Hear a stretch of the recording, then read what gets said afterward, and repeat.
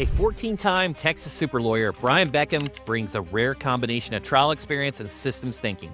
His firm is known for trial excellence, board-certified attorneys, and results that speak for themselves. You can be the best lawyer in the country, and if you don't have any clients, it doesn't matter. He's written 6 books, published hundreds of articles on law and success, and hosts the Lessons from Leaders podcast, where he studies what high performers get right across business, sports, and the military. You need to figure out what you want your life to look like, and then design your practice around your life. This is Personal Injury Mastermind. I'm Chris Dreyer, founder and CEO of Rankings.io, the elite performance marketing agency for personal injury law firms. I don't put my clients first, I put my staff first. If my staff is happy and I'm a good boss, they're going to work harder for me, and the clients are going to get better treatment. So the clients are going to be happy.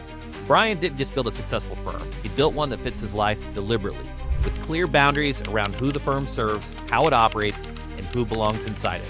Let's get into it. I don't really look at my courtroom results as wins or losses. I look at them more as learning experiences, or we get some money. And the funny thing about it is, Chris, I've been keeping a digital journal for 25 years about every single trial I go to. And when I win a case, it's 2 sentences: you're the best, you're awesome, keep doing what you're doing. But when I lose a case, it's 20 pages of do this better, do that better, do this better, do that better. So that's kind of the way it's been kind of my new mentality, not to get too worked up about outcomes. Like, my job as a trial lawyer is to stack the decks in my client's favor as best I can. But at the end of the day, it's either a judge or a jury that's making the decision, and you don't have control over that. And if you try to control that, it causes all sorts of anxiety. It causes you to be less relaxed. So I have a note that pops up on my phone every morning that says, forget about the outcome, because I'm really trying to be outcome neutral. There's only so much you can control, and I want to control that, and I don't want to worry about anything else. Monish Prabhaya has this book called The Dondo Investor. Heads I win, tails I don't lose. And it's yeah. Basically, it just talks about the Indian culture and how a lot of the Patels own a lot of the hotel chains. And so it's kind of interesting. I've never thought of that risk, that asynchronous side of things but it is a zero-sum game. There's a winner and loser in a trial. Well, and the other side of that, Chris, is not everybody likes that risk. Like, a lot of people are very uncomfortable with the kind of risks that trial lawyers take on a daily basis. They want certainty. They want to know when they go home that they don't have to worry about something happening to their client that night, or they don't want to worry about, am I going to spend $500,000 on a case and lose it all? Or is my client going to be mad? Like, that's uncomfortable for a lot of people. But that's why people that are willing to take on a lot of risk, or that's one of the reasons people like trial lawyers that are willing to take on a lot of risk often get paid very well, because most people aren't willing to do that. Mm-hmm. I mean, it's like that simple, right? You got to be willing to lose, and lose big, and lose publicly to be a trial lawyer. And until you're willing to lose, you're never going to be good at winning. And quite frankly, it's taken me forever to realize that. First 15 years of my practice, all I could think about is how embarrassing it would be to lose a trial. Everybody would think, oh, he's no good. He lost that case. That lawyer he tried against isn't that good. Oh, that was such a winnable case. What happened? He's not that good. Like, that's what I thought people would think. Well, it turns out people really don't think about you at all, first of all. And secondarily, if you know what you're doing in the trial field, you know that all that matters is people are actually going to trial. Like, the best lawyers in the world lose cases. If you got, I love Jerry Spence. He died recently. I don't want to speak bad about the dead. But if you got a lawyer claiming he's never lost a case, that lawyer's not trying much case. That lawyer's either cherry picking cases that he can't lose, or he's not telling the truth. So I want to see, like, Phil Beck, who's a famous defense lawyer who literally on his website lists all his wins and all his losses. Like, that to me is confidence. Like, that's confidence. I'm trying to look at, am I controlling what I can control? Am I putting my clients in the best possible scenario? Am I giving them good advice? After that, I got to let the chips fall where they may. I think that's fantastic. Like, what a mantra.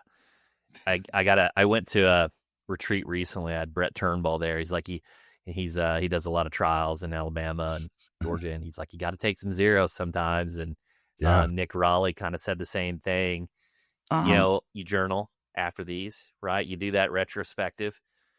What's some of the notes like that you've written down? Is it my opening could have been stronger, my close? Like, I'm first of all, I'm not an attorney.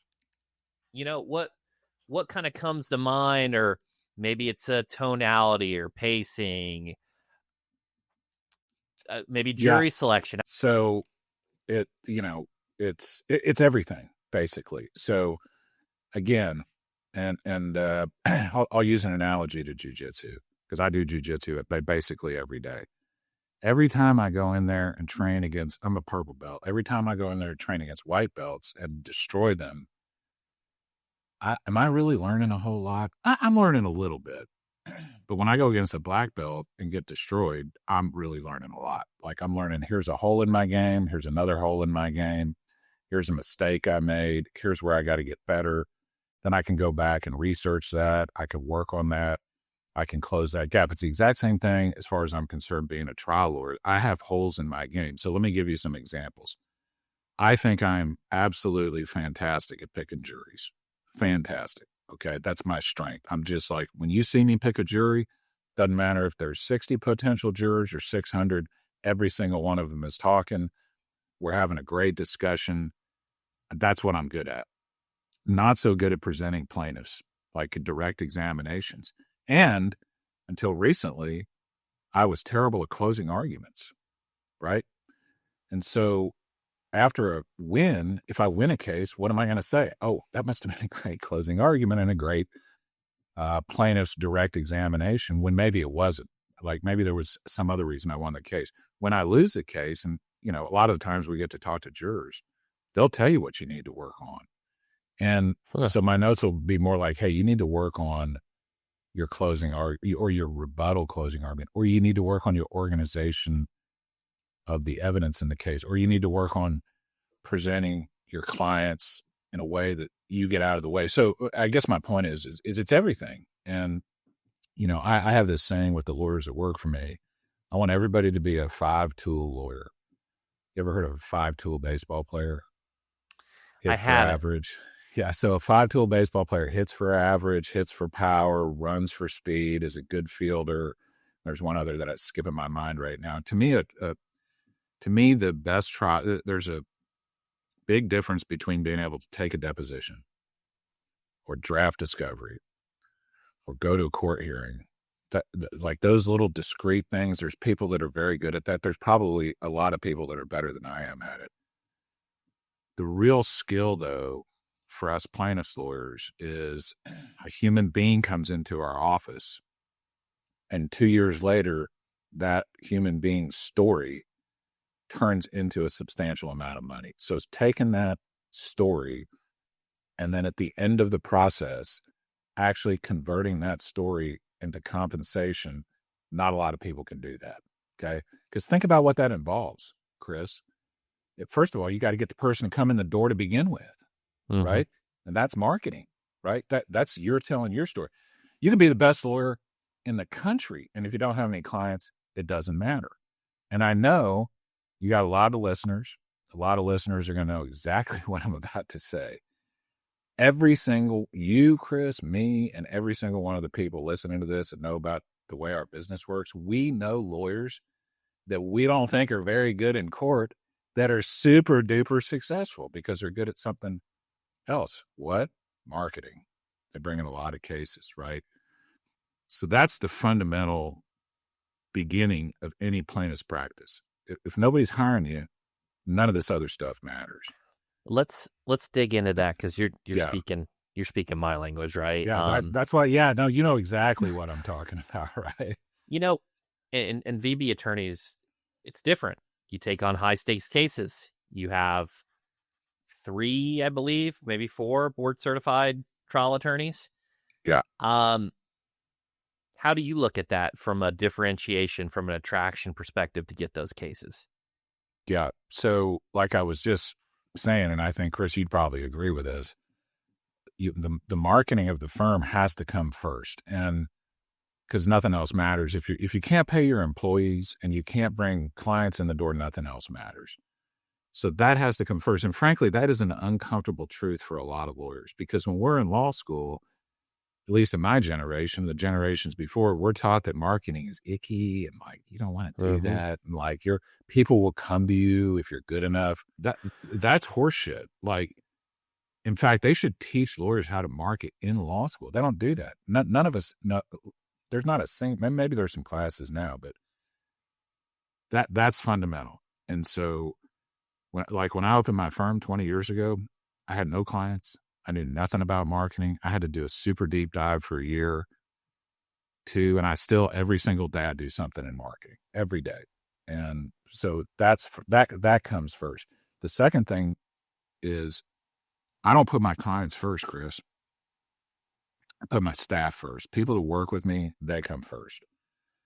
And there's selfish reasons and there's altruistic reasons for that. The altruistic reason is because it's the right thing to do. The selfish reason is if my staff is happy and I'm a good boss, they're going to work harder for me and the clients are going to get better treatment. So the clients are going to be happier, right? And guess what? I hate to say this. Most of my clients, most of your listeners come in the door, they have one case and we never see them again. Right? It's not like a corporate practice, same clients again and again. And so my staff's going to be with me, for basically the whole time that I'm practicing law. I mean, I have my main paralegal's been with me basically since I've been practicing law. In fact, when I interviewed her, I said, I'm not looking to date. I'm looking to get married. And so you got to treat your staff right. You got to motivate your staff. You got to lead your staff. And then after you've done those two things, that's when kind of the specifics of the marketing, the specifics of how you run the cases, your reputation, all that other stuff comes into play. But Chris, I'm with you. Like, marketing has to come first. For Brian, growth was never about reach for its own sake. Before tactics, before scale, he made 2 decisions that shaped everything else. Here's the first thing I suggest everybody do. Most people do it backwards, Chris. Most people say, this is my law practice, this is my business, and I'm going to design my family life and vacation and fun around my business. You need to do that in reverse. You need to figure out what you want your life to look like and then design your practice around your life. So that's a mindset thing. The second thing you need to do is you need to have a very clear picture in your head of who you are marketing to. Who is your avatar client? So I have, and you can have multiple avatar clients. So I do a lot of maritime work. And so my avatar client is a 35 to 45-year-old man who's making hundreds of thousands of dollars a year with a high school education, who's married and has a kid and has payments on his pickup truck and his house. And he's been hurt really bad because of no fault of his own. He reads Field and Stream. He likes to hunt and fish, and he lives in Alabama. Like, I'm super specific about it, who my avatar clients are. And then once you're real clear in your head who they are, then you design your marketing message for those clients. And what you really want to do, if you can, is you want to have no competition. Like, you want to be one of one. And there's millions of different ways to do that. And I know your listeners have seen all sorts of, like, there's the lawyer that, he comes down in a helicopter and, the strong arm of the law. Frank Azar from Colorado is a friend of mine. Jim Adler, the Texas Hammer. Yeah. Who's another friend of mine. I have a kind of a little bit of a unique niche. We have a marketing message to the whole martial arts community. We fight for fighters. And so I kind of own the martial arts community in some respects because I'm a martial artist and I'm in there fighting with them. And they're all wearing my t-shirts and I'm wearing their t-shirts. And so I call them herds. Like, I have a herd of people. Every single client, every single non-client that's ever contacted me is in a database. And I communicate with them on a regular basis because what I'm really looking at, so think about it from a marketing, like your marketing professional standpoint. Our business is kind of strange because people aren't like going, there's a chance I might get hurt in 5 years. I need to have a relationship with a personal injury lawyer, Right. right? So we have a window. There's something happens to somebody, either like a personal injury, a wrongful death, or a business gets defamed, or, an insurance company does. There's been some wrongdoing. Somebody suffered some damages. Our window is from that moment until they hire a lawyer. And during that time, depending on where you live, you're driving past billboards, you're watching commercials. Used to be you'd look at the yellow pages, you're looking at websites. They all say the same thing. Every single lawyer's aggressive. Every single lawyer's got 15 decades of experience. It's all the same shit. Oh, we're going to fight for you. Okay, that's literally what every other. So the point is there's all this noise. And you can either spend millions and millions and millions of dollars creating this brand like Frank has, or like Jim Adler, or some other, a good friend of mine, Anthony Push, who's a younger guy who's creating a bunch of awesome branding stuff. But that's expensive. Like, that costs a lot of money. Or you can do what I do, at least in part, is I've got a database of thousands of people that know and like me, and I communicate with them on a regular basis. So guess what happens? If something happens to them or somebody they know, they don't even look at the TV. They don't look at the billboards. They don't look at anything, because guess what? Beckham's their lawyer. And that's really what you want. Like, my herd, my people, my 1,000 true fans, to borrow a quote from a guy named Kevin Kelly. You ever heard of that? Have you ever read that I've heard the article? quote. There's a technologist named Kevin Kelly. He wrote an article called 1,000 True Fans. I recommend you read it. I recommend all your listeners read it, especially in the day of social media, when somebody on Instagram has 20,000 followers and 95% of them are fake bot followers. 1,000 True Fans is the idea that you're better off with 1,000 people that really like you and know you and support you, and than you are with 1,000,000 people, most of whom will never meet you, don't know you, they're just following you because they're following you. So I have thousands of true fans. That's really what I want. I don't want millions of followers on Instagram.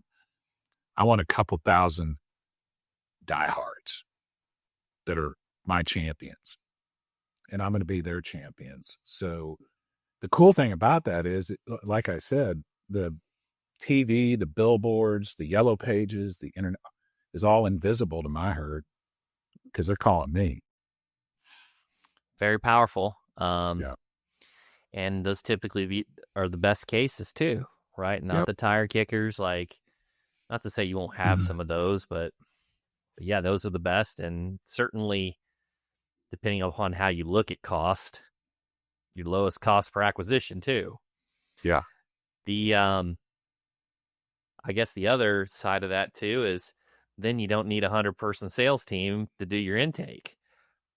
They're probably calling your cell or maybe emailing you back. They're not calling my cell, I promise you that. Actually, there are some clients that have my cell phone number, but I am super and I've been like this for a long time. I do not take unscheduled phone calls from clients ever. I think I'm probably preaching to the choir with a lot of your listeners. If you got like a car wreck docket with hundreds and hundreds of cases, and you take unscheduled phone calls, you and your staff are going to be on the phone all day long.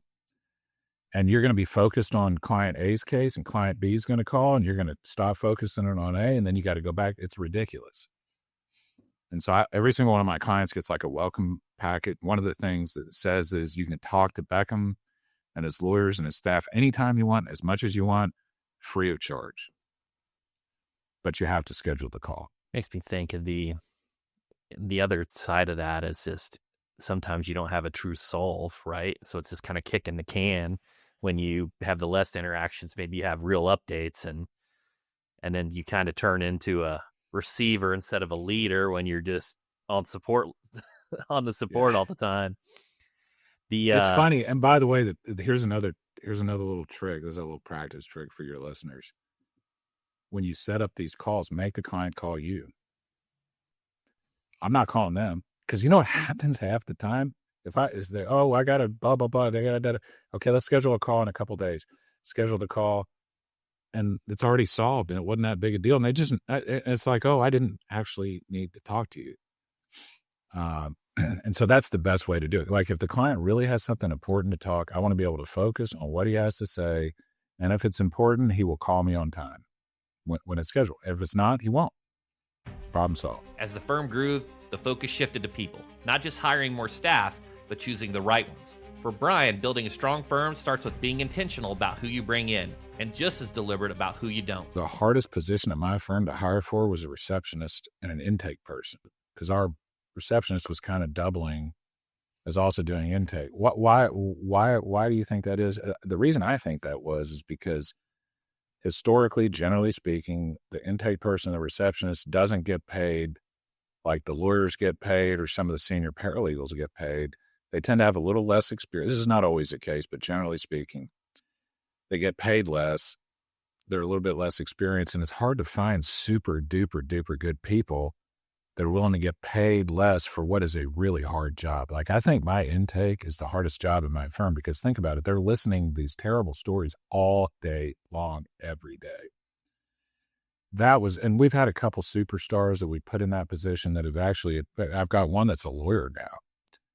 She worked from receptionist up to paralegal, up to law school. I wrote her a letter of recommendation, and now she's a practicing lawyer, but that's rare. So that is normally, and we've actually changed our intake process. We now contract that out to a company that handles that for us. We've trained a specific person who's remote to do nothing but intake.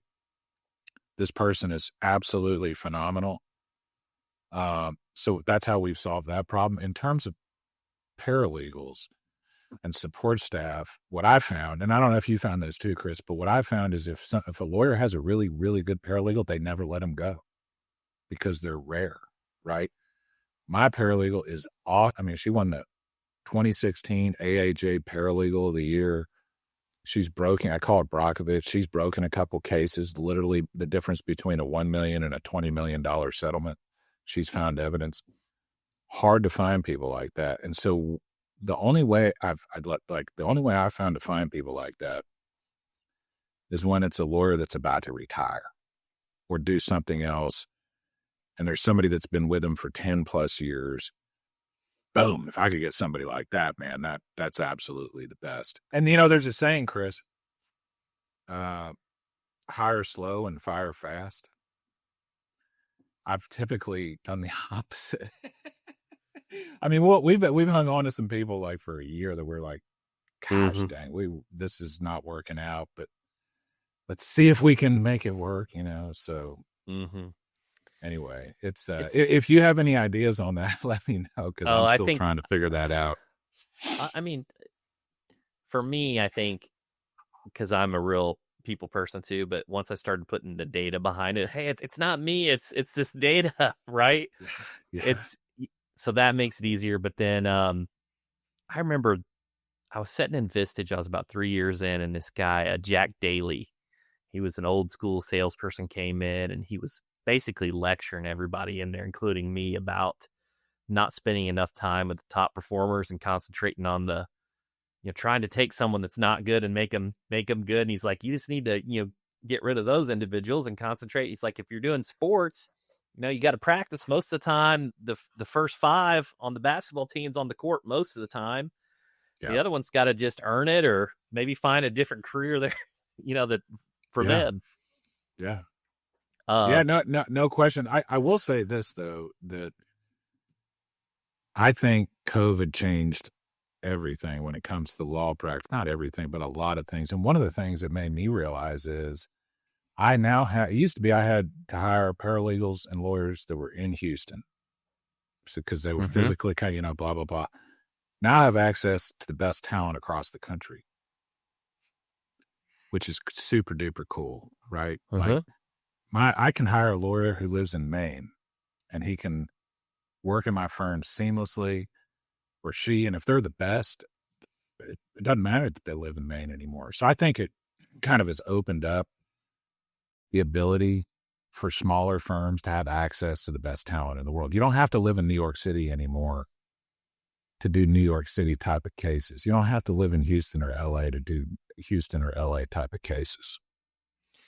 Geez, that tech, I think of little things like Zoom or Teams, from the video conferencing software. Just on the legal perspective, they were slow.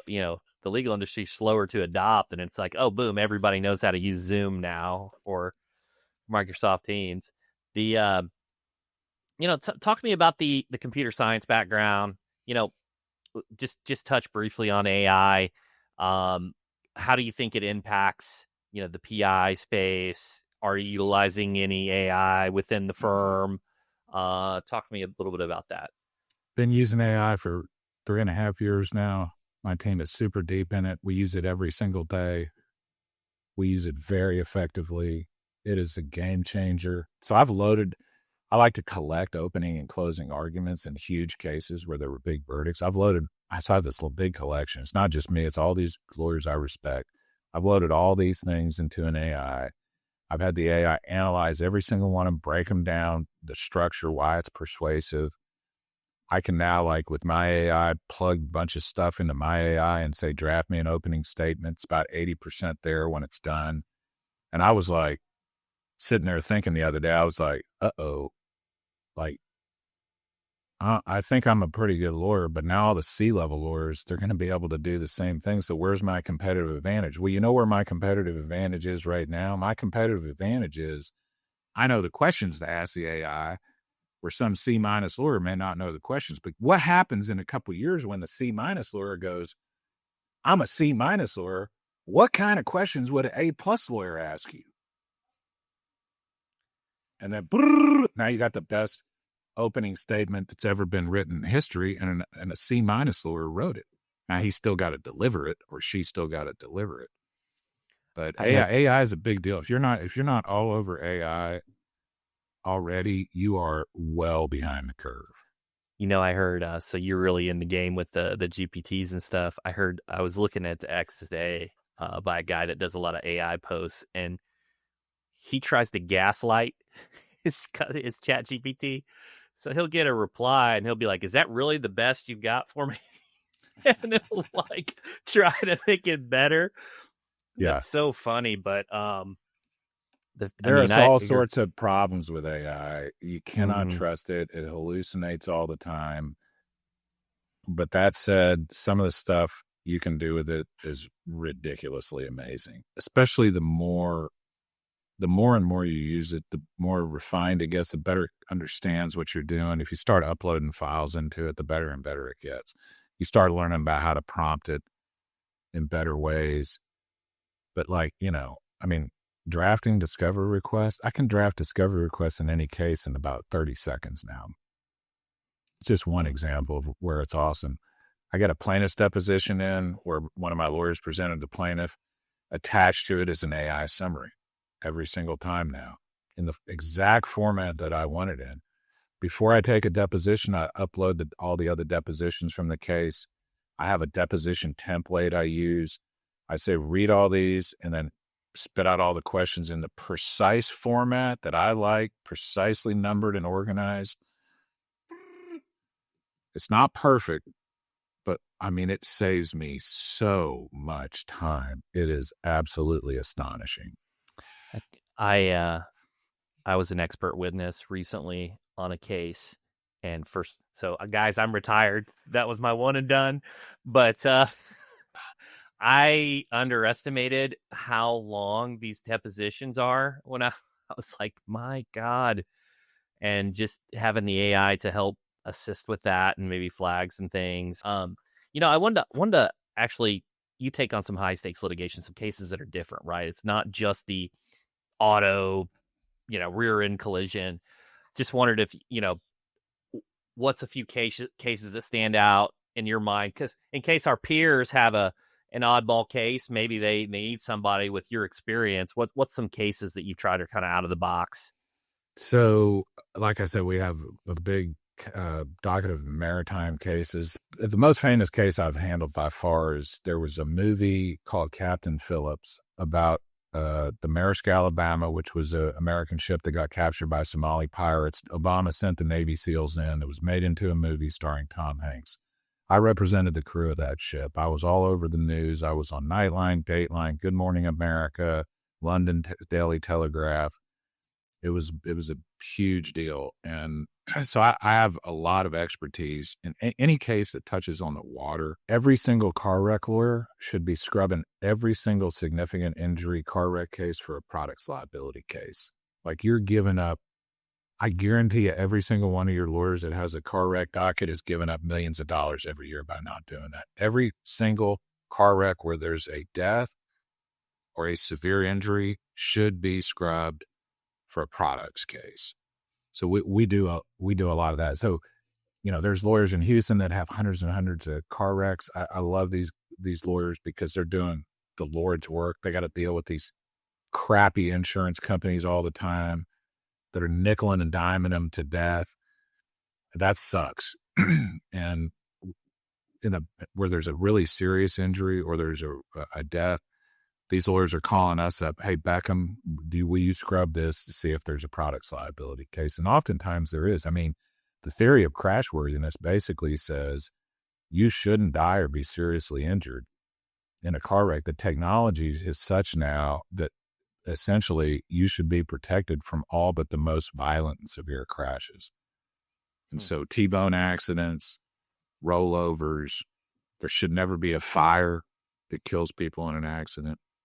But a lot of lawyers miss those, and it makes me sad because those are big cases. Like that's an opportunity to really, really help somebody. And it just doesn't occur to most lawyers.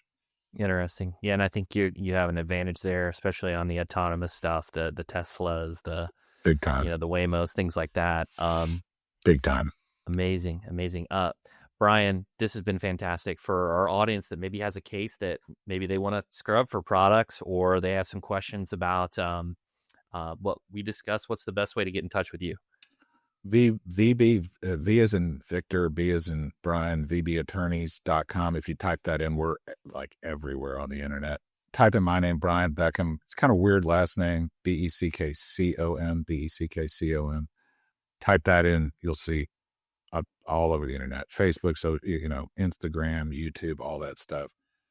And give us a call and let us take a look at it. What ties this together is clarity. When you're clear on your audience, your people, and your priorities, leverage follows. Marketing works harder, teams operate with less friction, growth becomes more predictable. That's how we think about building durable firms at Rankings. If you're ready for a performance marketing partner, find me at rankings.io. I'll see you there.